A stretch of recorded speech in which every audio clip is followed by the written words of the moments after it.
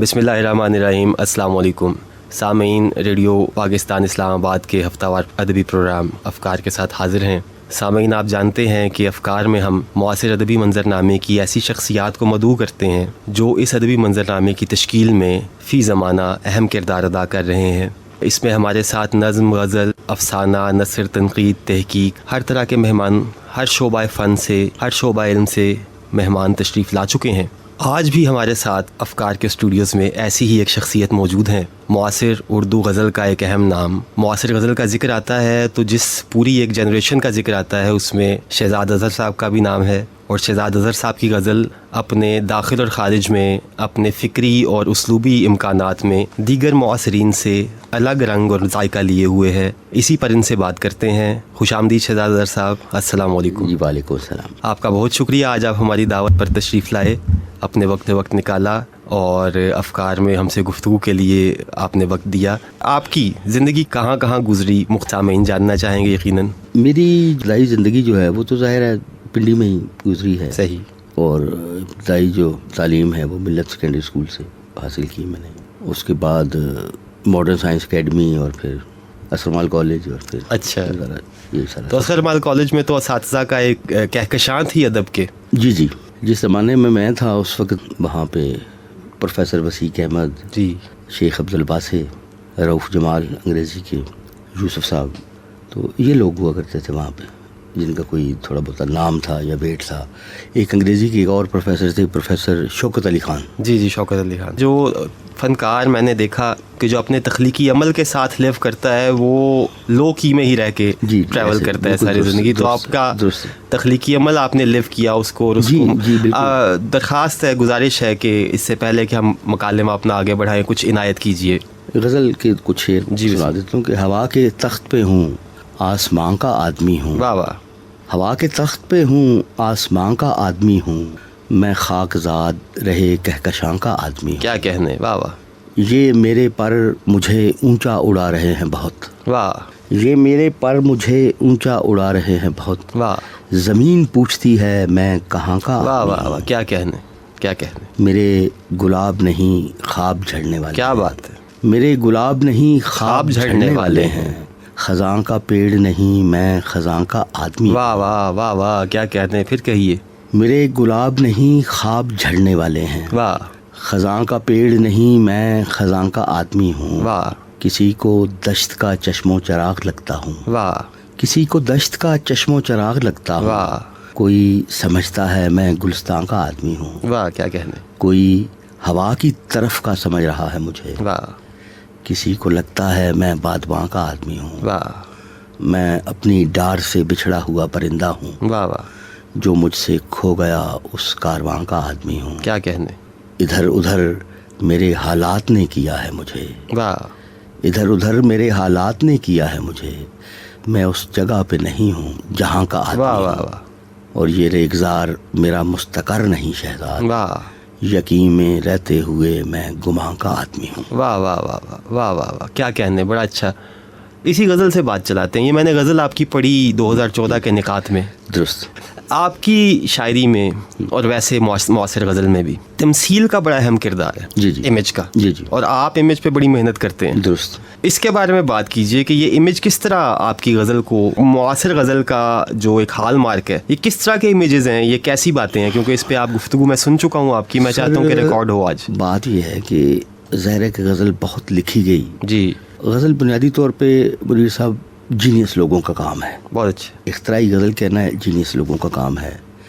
ظاہر ہے کہ بعض لوگ میڈیوکر مینٹل فیکلٹیز کے مالک ہوتے ہیں، وہ بھی بعض اوقات حدستاً یا کسی بھی طرح سے آ جاتے ہیں غزل کی طرف. ان کے لیے بھی غزل میں ایک خاص اسپیس موجود ہے کہ آپ روایت سے جڑ کے لکھنا شروع کر دیں. جو کچھ پہلے لوگ کہہ چکے ہیں آپ بعض خیالی کی مدد سے اس کو لکھیں، اور تراشیں بھی مصروں کی جو ہیں وہ ظاہر ہے کہ بہت پریکٹس کی جا چکی ہیں. تو لیکن جس وقت تک آپ اختراعی نہیں ہوتے، جس وقت تک آپ انوویٹو نہیں ہوتے، جس وقت تک آپ ایک اپنی معاصر زبان غزل کی ڈسکور نہیں کرتے، اس وقت تک آپ کا اپنا ایک امپیکٹ نہیں بنتا. بہت اچھا. تو غزل کے اندر جو تمثال کاری ہے، ظاہر ہے اگر آپ غالب کو اسٹڈی کریں، غالب ایک ظاہر ہے بہت بڑا جینیس تھا، اپنے وقت کا نابغہ تھا. غالب کی یہاں تمثال کاری آپ کو نظر آتی ہے ذرا ڈیفرنٹ ٹیسٹ کے ساتھ، لیکن جو معاصر غزل کے اندر تمثالیں آئی ہیں وہ بنیادی طور پہ نظم سے آئی ہیں. بہت اچھے نظم سے آئی ہیں، اور جو معاصر نظم ہے ظاہر ہے اس نے انرچ کیا ہے غزل کو. میں اکثر یہ کہتا ہوں کہ جو لوگ بعض اوقات نظم لکھ رہے ہیں، یہ ایک جوہر کی بھی بات ہے. کیا بات؟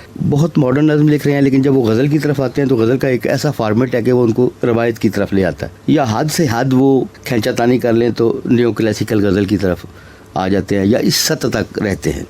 تو جو لوگ جو ہیں جن کے اندر تخلیقی جوہر جو ہے وہ وفور کے ساتھ موجود ہوتا ہے، وہ ظاہر ہے کہ اپنی مرضی کی تمثالیں جو ہیں وہ غزل میں لا سکتے ہیں. ان کے پاس یہ قدرت موجود ہوتی ہے. توفیق ظاہر ہے ویبی طور پہ ہم لوگوں کو میسر آتی ہے.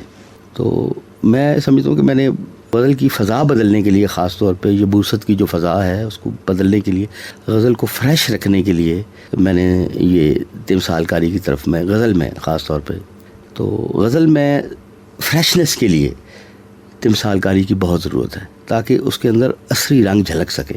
اگر آپ تمثال مطلب ظاہر ہے کہ ایک سامنے کی چیز ہے، جب آپ ظاہر ہے کہ اس کے لیے ایک میٹافر وضع کریں گے اور ایک بڑے آئینے میں اس کو دکھانے کی کوشش کریں گے، تو ظاہر ہے کہ ایک الگ طرح کی دلچسپی جو ہے وہ قاری کی اس میں پیدا ہو جائے گی، اور معانی بھی در آئیں گے. جی، ایسے معانی اس کے اندر در آئیں گے کہ جو ایز اٹ از، مثلا آپ شجر کہہ رہے ہیں سیدھا سیدھا، تو شجر بھی ایک تمثال ہے. کوئی لفظ ایسا نہیں جو تمثال جس کے اندر ایک شکل نہ ہو، جو تمثال نہ ہو. ہماری زبان کے اندر جو بھی لفظ موجود ہے وہ ظاہر ہے کہ ایک شکل ہے کسی چیز کی. بس شجر آپ کہتے ہیں تو ظاہر ہے کہ شجر آپ کیا آنکھوں کے آگے نا ایک آپ اس کو ویژولائز کر سکتے ہیں تخیل کی مدد سے. نجم کہتے ہیں تو نجم بھی ظاہر ہے کہ ایک پوری اس کی ایک شکل ہے جو آپ کے اندر، مطلب ایسی تمثال کاری جو بالکل فریش ہو، مطلب ہے کہ اس پہ گمان نہ ہو کہ وہ برتی ہوئی ہے یا اس کے اندر کہیں کلیشے کا کوئی تاثر ہے. ظاہر ہے کہ وہی اگر آپ لے کے آئیں گے تو وہ معاصر غزل اس کو قبول کرے گی. جی ظاہر ہے، بار بار کہے ہوئے مضامین اور بار بار بڑھتی ہوئی تماثیل آپ کی غزل میں سے رس، چاشنی، اثر پذیری نکال دیتے ہیں. بالکل درست، بالکل. اور وقت میں سفر کرتا ہے کلام. جی تو وہ جو آپ اگر نیا خیال کہنا چاہ رہے ہیں تو یہ ممکن ہی نہیں ہے کہ وہ پرانی امیج کسے کہا جا سکے. ممکن ہی نہیں ہے. آج کے غزل داخلی کیفیات سے معاملہ رکھتی ہے. تو آج کے انسان کی محبت کی کیمسٹری، اس کے نفرت کی کیمسٹری، اس کا اکیلا پن وہ روایت والا اکیلا پن نہیں ہے. میں ابھی جب آ رہا تھا تو فیس بک سے ایک کسی خاتون کا ایک شعر گزرا، وہ میں ضرور سنانا چاہتا ہوں. لیکن اس کے اندر تمثال کیسی سنائیے کہ اشارے سے کسی کی چپ بلا لیتی تھی مجھ کو. واہ واہ. میں آوازوں کی رسی سے بندھی ہوتی نہیں تھی. واہ واہ واہ واہ، کیا تازہ شعر. تو آوازوں کی رسی کہنا بظاہر تو ظاہر ہے کہ یہ اتنا مشکل محسوس نہیں ہو رہا، لیکن جب آپ لکھنے بیٹھتے ہیں تو ظاہر ہے کہ یہ بہت زیادہ اپ ہل ٹاسک ہے. صحیح. کہ ایک نئی تصویر بنائیں. تو 88 میں آپ نے نظم پڑھی حلقے میں، اور یہ وہ زمانہ تھا کہ جب ہر حلقے میں نووارد کے ہاتھ میں ایک کتاب ضرور ہوتی تھی، روشنی یا روشنی. جی درست کہہ رہے ہیں آپ. اور روشنی یا روشنی نے وہ امیجز کی دنیا ایک دکھائی شکیب نے، جو امیجز اس سے پہلے ناپید تھے. جی درست. اور انہی امیجز سے پھر جدید غزل تک کا سفر. آپ اس بارے میں. جی میں آپ کو بتاؤں کہ شکیب کا میں ایک شعر سناتا ہوں، وہ ظاہر ہے کہ خود وضاحت کرے گا کہ چھڑا کے ہاتھ بہت دور بہ گیا ہے چاند. واہ واہ. کسی کے ساتھ سمندر میں ڈوبتا ہے. واہ واہ واہ. اب دیکھیں کہ یہاں پہ چاند رکھنے سے، چاند کا امیج رکھنے سے ایک بالکل الگ تازگی کی جو صورت پذیری ہے وہ ہمیں نظر آتی ہے. ہاتھ چھڑانے کا جو ایک انہوں نے ٹکڑا رکھا ہے اس سے پرسنفیکیشن ہو گئی ہے. جی جی. ہاتھ ظاہر ہے کسی خاتون کے ہو سکتے ہیں، تو چاند کو مشخص کر دیا ہے یہ کہہ کے کہ چھڑا کے ہاتھ بہت دور بہ گیا ہے چاند. پرسانیفائی کر دیا ہے چاند کو. چاند بجائے آپ بھی ایک ظاہر ہے کہ ایک طرح کا ایک میں سمجھتا ہوں ایک میٹافر ہے، یہاں پہ ایک میٹافر ہے چاند بجائے آپ. جی جی. لیکن پھر اس میٹافر کو آگے مزید مشخص انہوں نے کر دیا، پرسونیفیکیشن کی کر دی ہے اس کے ہاتھ چھڑانے کے عمل سے. یہ چھڑا کے ہاتھ بہت دور بہ گیا ہے چاند، کسی کے ساتھ سمندر میں ڈوبتا ہے کوئی. تو اتنا خوبصورت ظاہر ہے یہ شعر ہے. مطلب محض بات یہ نہیں ہوتی کہ ہم کوئی تمثال رکھیں. صحیح بات ہے. اب تمثال جو ہے ایک قائم مقام تمثال ہے. جی. مطلب ہے کہ جس شخص کے لیے یا جس شے کے لیے آپ نے ایک تمثال وضع کی ہے وہ ظاہر ہے کہ بڑا سوچ سمجھ کے آپ نے وضع کی. صحیح. پھر اس کے اندر ایسے اوصاف رکھنے سے کہ جو کہ انسانی ہیں, ظاہر ہے کہ وہ اس پہ انسان کا گمان ہوتا ہے. جی تجسیم ہو گئی اس کی. جی وہی بالکل درست آپ کہہ رہے ہیں, پرسنفیکیشن تو یہ کام شکیب نے کیا تھا. تو شکیب نے یہ نہیں کیا کہ محض امیجز سے کچھ نہیں ہوتا. جس وقت تک کہ تمثال کا استعمال آپ کو درست نہیں آتا. دیکھیے آپ کو روایت میں مثلاً آپ کو روایت میں جو تماثیل ملتی ہیں وہ حرکی نہیں ہیں, وہ اسٹل ہیں, اسٹیٹک ہیں. جی. شکیب کے ہاں آتی ہے تیرگی چھوڑ گئے دل میں اجالے کے خطوط, یہ ستارے میرے گھر ٹوٹ کے بیکار گرے. اب کیسا ڈائنامک امیج ہے. تو یہ ڈائنامزم بھی معاصریت کی دین ہے سر, یا اس میں زیادہ ہے معاصر میں؟ ڈائنامک جو ہیں سر, مطلب کسی امیج کے ساتھ اگر آپ خاص طور پہ جڑنے کی کوشش کرتے ہیں اس کے لیے بھی ظاہر ہے کہ بہت بڑی آرٹ کی ضرورت. جی آرٹ کی ضرورت ہے. آرٹ اس کو خودکار طریقے سے ڈائنامک بنا دیتا ہے. ہاں. ایک بڑا آدمی جو ہے وہ بہت مختلف سوچ رہا ہے, اس کی سوچ کے اندر بہت اجلا پن ہے, نیونیس ہے, امپرووائزیشن اس کے اندر بہت زیادہ ہے. تو ظاہر ہے کہ وہ اس کے آرٹ سے, اس کے جوہر سے جڑ کے وہ چیز ڈائنامک نظر آتی ہے. اور اب دیکھیں کہ میں ایک اور بھی شعر سنانا چاہتا ہوں شکیب کا کہ درخت راہ بتائیں ہلا ہلا کر ہاتھ, واہ واہ واہ, کہ قافلے سے مسافر بچھڑ گیا ہے. واہ واہ واہ. اب دیکھیں کہ درخت جو ہے ظاہر ہے ہاتھ ہلا ہلا کے رستہ دکھا رہے ہیں. تو ہاتھ ہلانا جو ہے وہ ظاہر ہے کہ ایک ہیومنز کی نا کوالٹی ہے. تو یہاں پہ ایک طرح سے ایک سطح پہ درختوں کو بھی نا پرسنیفائی کر دیا گیا ہے. ٹھیک ہے. اور اس کے علاوہ اپنے تخیل کی مدد سے, یعنی درختوں کو ظاہر ہے کہ آندھی چل رہی ہے اور درخت جھوم رہے ہیں, تو اپنے تخیل کی مدد سے اس کی وہ پکچر بنانی ہے کہ جو ان کو یہاں پہ مطلوب تھی. ٹھیک ہے, کہ ایک مسافر بچھڑا ہوا ہے تو اس کا تعلق جو ہے وہ کہ درخت بھی بتا رہے ہیں کہ جناب وہ یہاں اس طرف گیا ہے یا اس طرف گیا.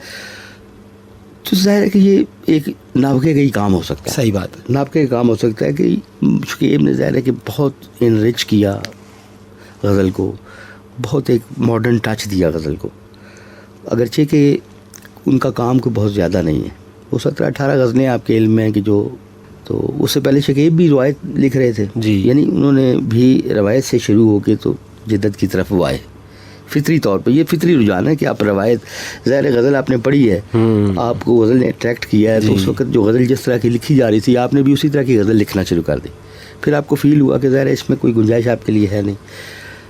تو شکیب نے ویسٹرن نظم کا بہت مطالعہ کیا تھا, انگریزی نظم کا بہت مطالعہ کیا تھا. یہ بات اختر محمد رضوی صاحب نے ہمیں بتائی تھی. تو اور وہ پھر ایک ان کے اندر ٹینڈنسی تھی شکیب کے اندر کہ وہ جو کوئی بھی امیج ان کو نظر آتا کھلے میں, مطلب وہ جب گھوم رہے ہیں وہ لکھ لیتے تھے اس کو, وہ لکھ لیتے تھے. مطلب سگریٹ کی جو پرچیاں کئی ملی ان بعد میں ان کے گھر سے امیجز لکھے ہوئے کچے پکے مصرے تھے. جی لکھ لیتے تھے. اور پھر ظاہر ہے کہ یہ سارا سلسلہ ہے کہ جب وہ کسی غزل کی ٹرانس میں ہوتے تھے تو وہ ان امیجز کو استعمال کرتے تھے, اور ان کے پاس یہ جوہر بھی تھا کہ وہ اس کو. میں یہی پوچھنا چاہ رہا تھا آپ سے کہ آج کی جو غزل ہے جب سے آپ نے کہنا شروع کیا اور ماں بعد کی اس سے تھوڑا پہلے کی, اس پہ مغرب کی فکری تحریکات کے اور جو مصوری کی تحریک ہیں ان کے بڑے اثرات ہیں, ایبسٹریکشن کے, سریلزم کے, امپریشنزم کے, ایکسپریشنزم کے, وہ سارے غزل نے. اور بات جو آپ نے کہی صرف ایک کہ وہ نظم کے ذریعے سے ہی یہ غزل میں در آئی. ظاہر ہے کہ ایک شاعر جو ہے وہ اس نے شاعری زیادہ پڑھنی ہوتی. جی یعنی ہم اگر اکثریت کی مثال لیں تو شاعر جتنے بھی ہیں وہ شاعری ہی پڑھتے ہیں. تو اور بعض لوگ جو زیادہ سنجیدہ ہیں وہ ظاہر ہے اس سے جڑی تنقید بھی پڑھ لیتے ہیں. ہاں جی.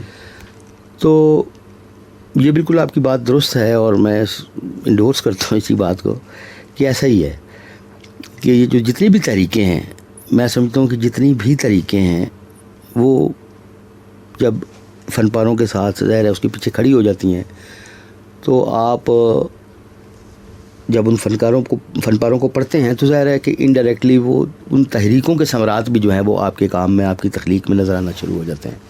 تو کوئی بھی نہیں کٹا ہوا. میرا خیال ہے کہ کوئی بھی سنجیدہ ہمارے عصر کا کوئی بھی سنجیدہ تخلیقار جو ہے وہ نہیں کٹا ہوا کہ جتنا کام ہوا ہے نظم کے حوالے سے, تنقیدی حوالے سے, یا نظم کو بہتر بنانے کے لیے اس سے کٹا ہوا ہو. اپنی اپنی سطح پہ اپنی اپنی توفیقات کے مطابق لوگوں نے اکتساب کیا ہے. جی جی، وہ وجہ یہ ہے نا کہ اس سے بغیر کٹنے سے یا اس سے جڑے بغیر آپ کی نظم کا سفر نہیں چل سکتا. کیونکہ نظم جو ہے وہ فلسفہ، فن، فکر، اور اس میں پوری دنیا سے جو تحریک ہیں، ایک گلوبل کلچر ہے نظم کا. جی جی.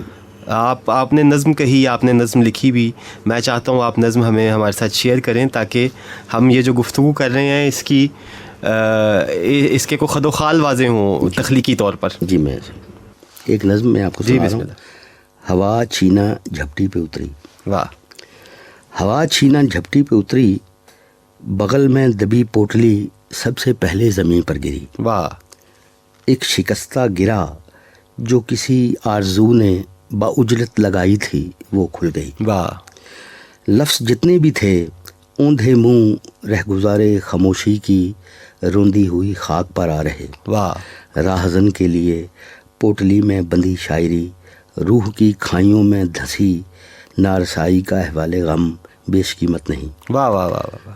دشتے لامنتہی میں ہوا اپنی تنخواہ کو کم مسرت دکھانے سے تو سانس بھر بھی نہیں چوکتی. واہ واہ. اجرتے حرف گھر میں پوچا لگاتی ہوئی دک زدہ زندگی سے ذرا بھی زیادہ نہیں. واہ واہ. میں ہوا کے لیے کم کشش ہوں تو ہوں، اس میں حیران ہونے کی خفت بھی کیا. واہ.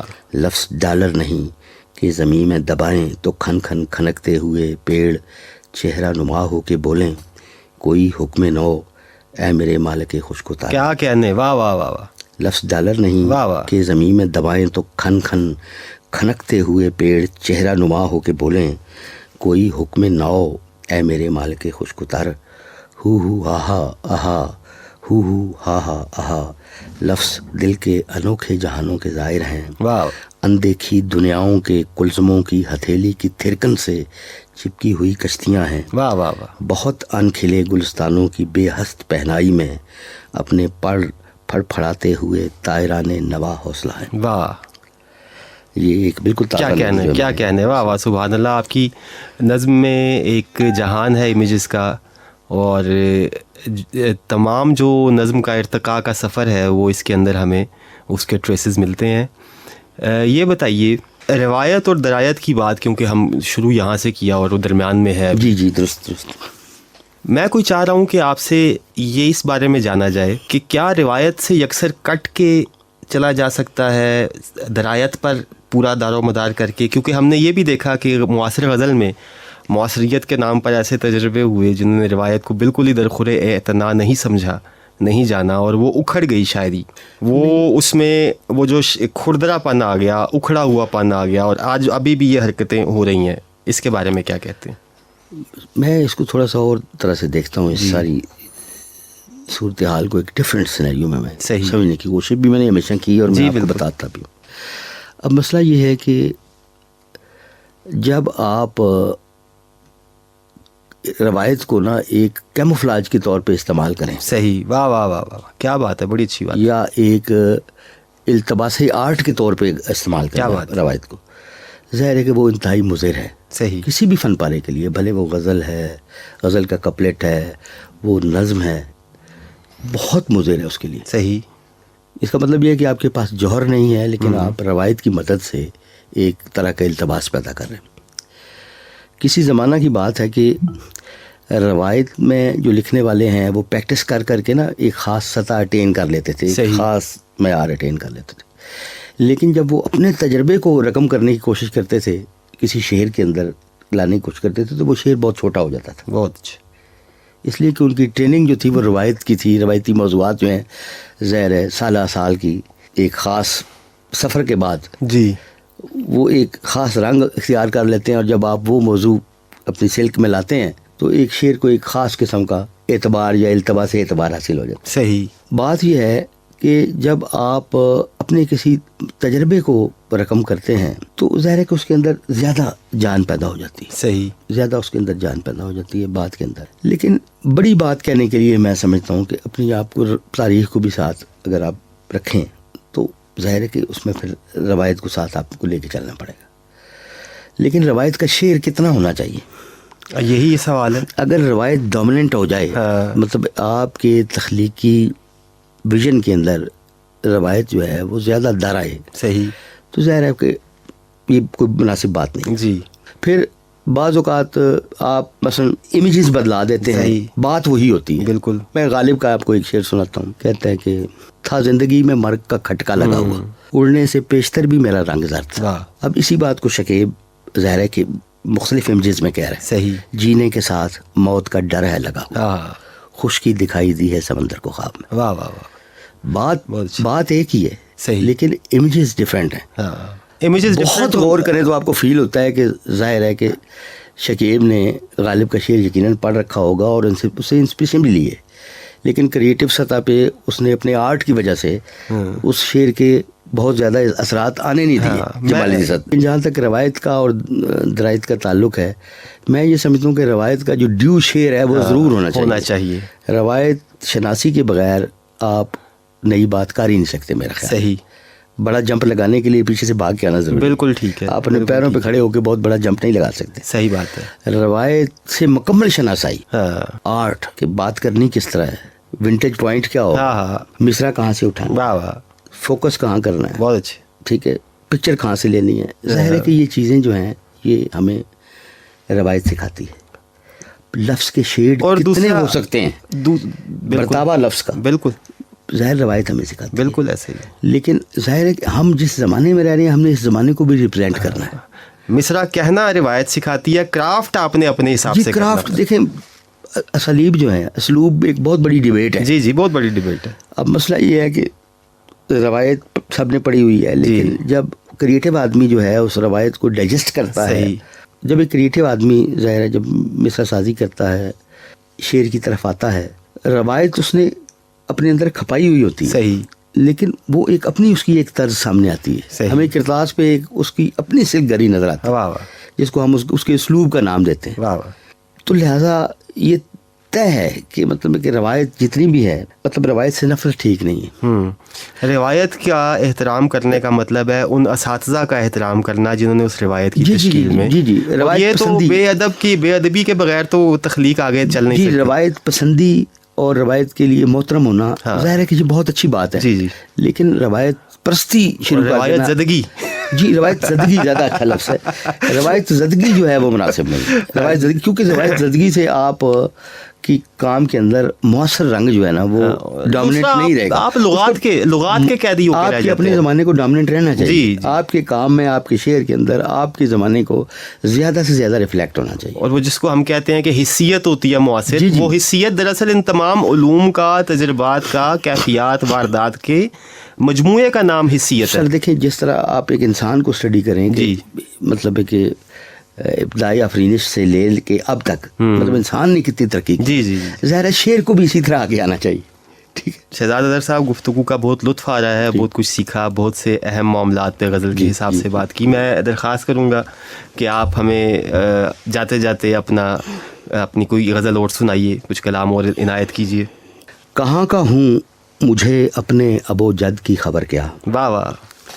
کہاں کا ہوں مجھے اپنے ابو جد کی خبر کیا, معلق آئینہ ہوں قامت و قد کی خبر کیا. واہ واہ واہ واہ واہ. معلق آئینہ ہوں قامت و قد کی خبر کیا, موانی ہیکل مستور ہے لیکن کہاں ہے. واہ. موانی ہیکل مستور ہے لیکن کہاں ہے, کسی کو ان کہے لفظوں کے معبد کی خبر کیا. واہ واہ واہ واہ. زمانہ دل کے سائے میں پڑا سستا رہا ہے. واہ. زمانہ دل کے سائے میں پڑا سستا رہا ہے, گیانی کو ملی گوتم سے برکت کی خبر کیا. واہ واہ واہ واہ واہ. سبحان اللہ سبحان اللہ. کیا کہنے شہزاد اظہر صاحب, بہت شکریہ آج آپ کی تشریف آوری کا. بہت محبت. سامعین, ریڈیو پاکستان اسلام آباد کے ادبی پروگرام افکار کے سلسلے میں آج شہزاد اظہر صاحب سے ان کی غزل پر, معاصر غزل پر, غزل کی روایت پر بات چیت کی گئی. سامعین, افکار کے اسٹوڈیو سے آج اتنا ہی. پروڈیوسر کامران طارق کے ساتھ منیر فیاض کو اجازت دیجیے. اللہ حافظ.